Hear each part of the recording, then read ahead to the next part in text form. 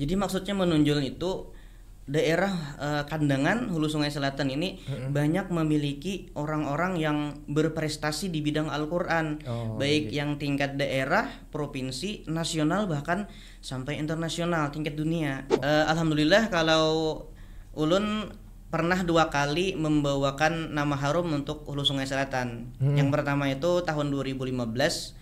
Itu juara 1 pada musabaqah tilawatil Quran tingkat nasional untuk cabang tahfiz 30 juz dan tafsir bahasa Arab di Jakarta.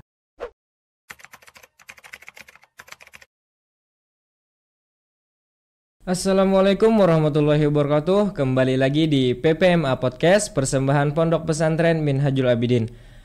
Bersama saya Muhammad Fikri Al-Khairi selaku host di acara hari ini. Dan hari ini kita akan berbincang-bincang dengan salah seorang guru dari Pondok Pesantren Minhajul Abidin, yaitu Guru Zainul Hibzi. Assalamualaikum Guru. Waalaikumsalam warahmatullah. Kayak apa kabar Guru? Alhamdulillah baik. Tamam fi amanillah. Alhamdulillah. Nah, wah ini apa kesibukan pian nih Guru?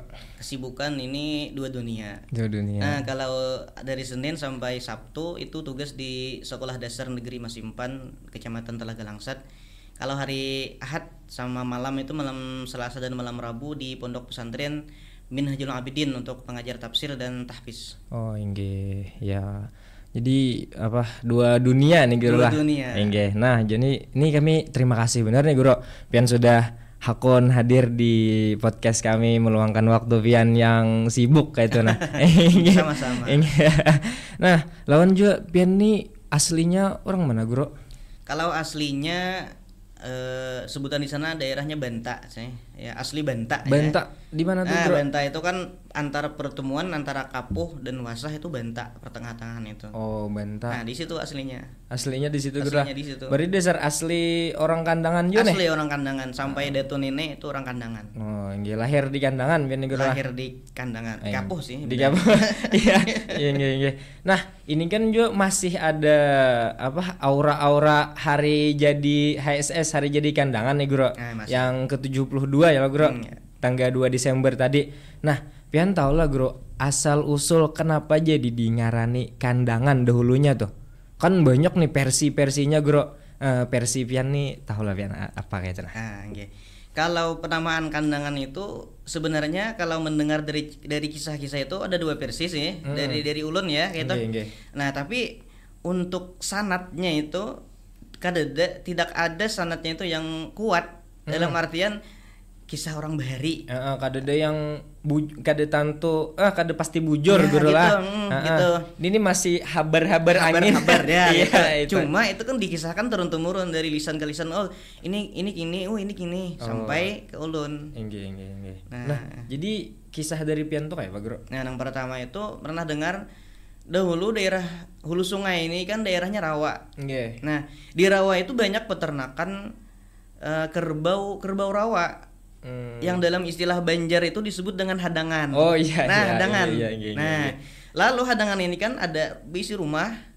Lalu dinamai kandang hadangan. Oh iya. Lama kelamaan jadi kandangan. Entah kayak apa itu kada tahu. Kandang hadangan. Oh, asal muasalnya nih kayak itu nih. Nah, itu yang didengar riwayatnya seperti itu. Oh, riwayatnya Guru lah. Inggih. Oh iya. Nah, yang kedua itu pernah dengar juga kayak ini. Ada riwayat lain juga nih Guru, kisah lain nih lah. Iya. Nah, makanya tadi ini kan ujir orang bahari. Macam-macam kisahnya. Nah, yang kedua ini jadi dahulu tuh kan zaman penjajahan ini kan banyak masyarakatnya yang kada suka tuh yang memberontak nih. Oh, ini penjajahan Belanda. Belanda itu. Iya. Lalu masyarakat ini mereka berkumpul di satu tempat membuat sebuah tempat tinggal baru dan tempat itu dibuat seperti benteng dengan kandang. Lalu orang-orang yang diam di situ, yang tinggal di situ terkenal dengan sebutan itu orang Kandangan. Oh, iya. Karena tinggalnya dalam kandang atau dalam benteng. Oh, dahulunya tuh Guru lah. Nah, dahulunya. Dalam masa penjajahan. Ya, dalam masa penjajahan seperti itu. Jadi 2 versi nih para sapian Guru lah. Ya, nggih. Iya. Nah, kalau untuk semboyan ada lah Guru. Semboyan itulah untuk Kandangan itu adalah rakat mufakat. Nah, dan itu tertulis di lambang kabupaten nanti ya. Rakat mufakat. Nah, gitu. Harakat Mufakat guru lah untuk semboyannya. Iya. Nah guru kan kota Kandangan nih guru, Kandangan khususnya ini kan terkenal nih lawan tempat wisatanya kayak di Loksado, kayak di macam-macam lah, banyak lah di tempat wisata di Kandangan ya guru. Nah ujar orang juga selain tempat wisata guru di Kandangan nih menonjol bidang Al-Quran jar guru. Nah itu bidang Al-Quran tuh kayak apa maksudnya menonjol tuh kayak apa guru? Iya. Jadi maksudnya menonjol itu daerah Kandangan Hulu Sungai Selatan ini banyak memiliki orang-orang yang berprestasi di bidang Al-Quran, baik yang tingkat daerah, provinsi, nasional, bahkan sampai internasional tingkat dunia. Oh, ada juga internasional, ada juga guru. Ada contohnya kan seperti Ustaz Syarifuddin Muhammad. Itu apa itu guru? Sidin itu asli orang Kandangan, orang Sungai Kacil. Sungai Kacil gitu nih. Sungai Kacil. Iya. Nah, Sidin itu juara 1 internasional mengaji. Nah, pernah menjadi imam besar, menjadi imam di Masjid Dubai, Uni Emirat Arab. Pernah juga imam di sana. Sempat menjadi imam di sana. Dan sekarang Sidin itu menjadi imam Istiqlal pernah juga. Mungkin sekarang menjadi wakil di situ aku di Masjid Istiqlal. Ya, di Masjid Istiqlal di sana. Wah ini berarti Din tetap di situ nih. Ya, Sidin masih di Jakarta. Masih di Jakarta. Ya, jarang-jarang balik ke Banua. Enggak. Tapi kemarin waktu bulan Maulid itu datang. Ujar Sidin, Kagandangan mendengarkan berjanji Kandangan. Gitu. Berjanji Kandangan nih ciri khasnya ada guru lah. Yang lain gak ada kira-kira sampai suara melengking gitu nah. Ya mungkin. Iya. Nah guru itu bang apa aja kemajuan HSS yang menurut pian di bidang Al-Quran nih guru? Ya, kalau di bidang Al-Quran setidaknya yang ulun tahu itu ada 3 hal. Yang pertama itu kalau di sekolah-sekolah itu ada yang namanya program BTA, baca tulis Al-Quran. Nah jadi Al-Quran itu memang diajarkan kepada anak-anak mulai dari sekolah dasar sampai tingkat menengah. Dan karena kakak-kanakan itu tamat sekolah, tamat SD, tamat sekolah menengah, SMP ada khataman masal. Jadi program wajib bahwa anak-anak yang tamat SD di Hulu Sungai Selatan, Kandangan itu khatam Al-Quran. Itu prestasi kan, maju, bagus ya gitu. Anak-anak SD sudah khatam Al-Quran. Jadi termasuk Al-Quran ini di Kandangan termasuk diutamakan ya, termasuk diutamakan. Bahkan ada perdanya tuh, peraturan daerahnya itu. Harus khatam Al-Quran kalau tamat SD, tamat sekolah menengah. Lawan wah ini tahfiz di Kandangan lumayan banyak juga bro. Nah itu yang kedua. Tadi kan yang pertama kan ada program BTA, baca tulis Al-Quran untuk anak SD sekolah dasar. Nah yang kedua ini adalah banyaknya pondok pesantren tahfizul Quran. Kita mengenalkan kalau di negara itu misalnya Ad-Dahlaniyah. Terkenal itu. Nah kalau di Kandangan ini mungkin pondok pesantren Raudatul Amin di Gambah. Nah di sana mereka khusus untuk menghafal Al-Quran. Dan peminatnya cukup banyak di sana. Nah ini kan juga menunjukkan ini peminatnya banyak maju untuk Al-Quran, pendidikan Al-Quran di Kandangan. Nah kalau di Minhajul kita ada juga tahfiz Quran guru lah. Ada. Majelis tahfizul Quran ada. Ada juga. Nah itu pian majar di situ juga lah. Iya, majar di situ. Setiap malam Selasa dan malam Rabu. Pian dulunya Bang Guru sekolah tahfiz Al-Qurannya di mana? Kalau ulun sekolah tahfiznya itu kada sekolah yang bestilah maksudnya di pondok ini kada lah. Tapi waktu itu kan sekolah di Minhajul kan. Kalau ulun kan lulusan Minhajul juga.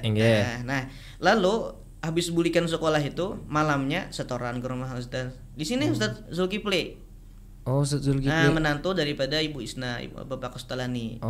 Jadi setiap malam datang setor, akhirnya khatam. Jadi ben nih menghafal seorang nih, kehendak seorang kada model sekolah, kada guru lah, kada sekolah tahfiz. Dasar hendak menghafal Al-Qur'an seorang. Inggih. Menghafal Al-Qur'an ini sudah 30 juz, Guru. Alhamdulillah sudah 30 juz. Alhamdulillah, Masya Allah. Jadi ini sekarang di Minhajul juga Guru lah. Nah, itu Bang Guru pian tafsir ada juga kah belajar? Kalau tafsir belajarnya di Minhajul Abidin ini. Jadi memang di Minhajul Abidin untuk tafsir itu kan dia harus menguasai nahwu sharaf dulu ya, untuk tata bahasa dulu ya. Nah, kemudian baru dikembangkan masuk ke tafsir, digabung dengan hadis misalnya, digabung dengan dia suka membaca ya. Nah, lalu dapat tafsir. Jadi sebenarnya tafsir itu belajarnya di sini di Minhajul Abidin. Oh, tafsirnya di Minhajul. Oh, tafsirnya di luar Guru lah. Nggih. Nah, nggih. Nah, Guru, itu Bang apa pencapaian yang sudah pian persembahkan nih untuk HSS? Kan ulun dengar-dengar pian nih biasa 4 lomba kayak itu nah. Okay. Nah, pencapaian apa itu, Guru? Iya. Alhamdulillah kalau ulun pernah 2 kali membawakan nama harum untuk Hulu Sungai Selatan. Yang pertama itu tahun 2015. Itu juara 1 pada musabaqah tilawatil Quran tingkat nasional untuk cabang tahfiz 30 juz dan tafsir bahasa Arab di Jakarta. Di Jakarta, Guru? Ya. Oh, itu 2015. 2015. Membawa nama HSS ya, kandangan. Secara khusus HSS ya. Oh, iya. Yang kedua itu tahun 2022. Ini baru saja nih yang bulan Oktober tadi dilaksanakan. Nah, itu juara 1 untuk tingkat nasional di cabang tahfiz Al-Qur'an 30 juz dan tafsir bahasa Indonesia.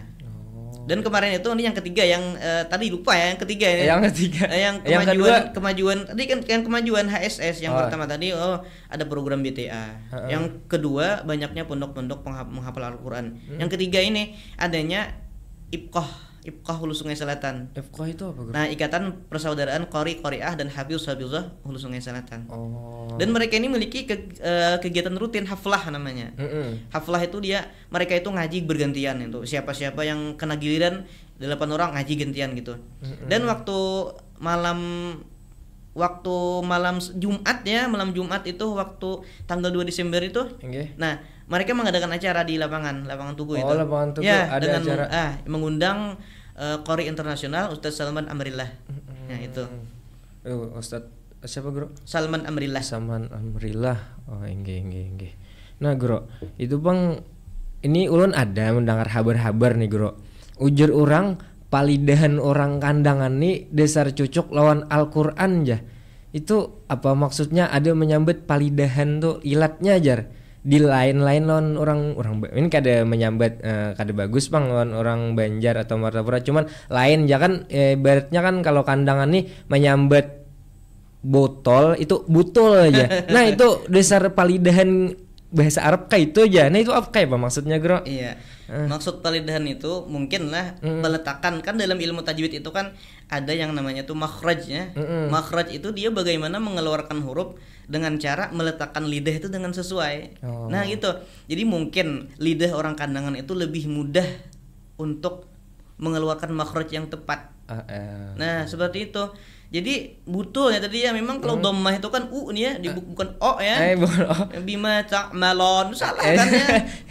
Yang benar kan bima ta'malun. Jadi memang ya mudah lidahnya itu untuk mengucapkan Al-Qur'an dengan fasih. Iya kan orang kandangan ini ketujuh mau ubah-ubah Guru.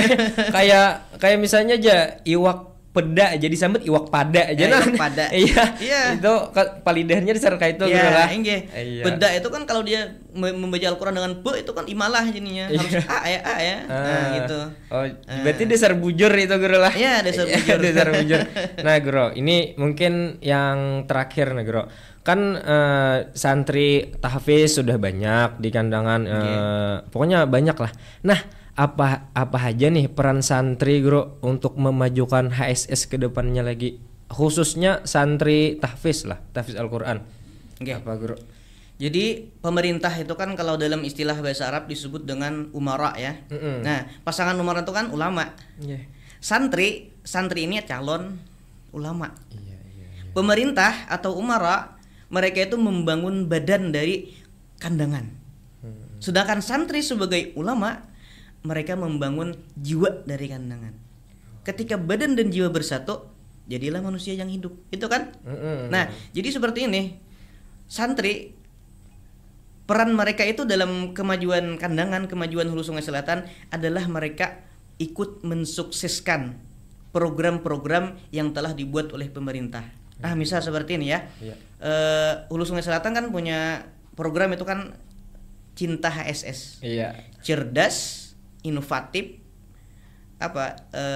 teknologis dan agamis. Ada agamis kan? Nah, misal pemerintah Kabupaten Hulu Sungai Selatan membangun Islamic Center. Islamic Center kalau sekedar berdiri tanpa ada orang yang mengisi, tidak akan berarti apa-apa. Lalu santri inilah yang harusnya mereka itu mengisi kegiatan di sana. Salat berjamaah, membaca Al-Qur'an, belajar membaca Al-Qur'an. Kemudian maulidan, harusnya mereka seperti itu. Jadi ada sinergi yang kuat antara pemerintah dan santri ini. Ketika dua sinergi ini bersatu, ya, mereka akan mewujudkan sebuah negeri impian yang disebutkan dalam Al-Quran surah Saba ayat 15. Baldatun thayyibatun wa rabbun ghafur. Negeri yang bagus penduduknya, bagus lingkungannya, bagus akhlaknya, wa rabbun ghafur, dan Tuhan yang pengampun dan ridho terhadap apa yang mereka kerjakan. Seperti itu. Jadi cukup besar juga nih peran santri nih Guru untuk memajukan HSS ke depannya. Oh, nggih. Oke, mungkin Guru cukup sampai di sini perbincangan kita. Nih, terima kasih banyak Pian sudah meluangkan waktu hadir di sini. Lain kali kita bisa bincang-bincang lagi. Insyaallah. Mungkin cukup sekian dari saya. Assalamualaikum warahmatullahi wabarakatuh.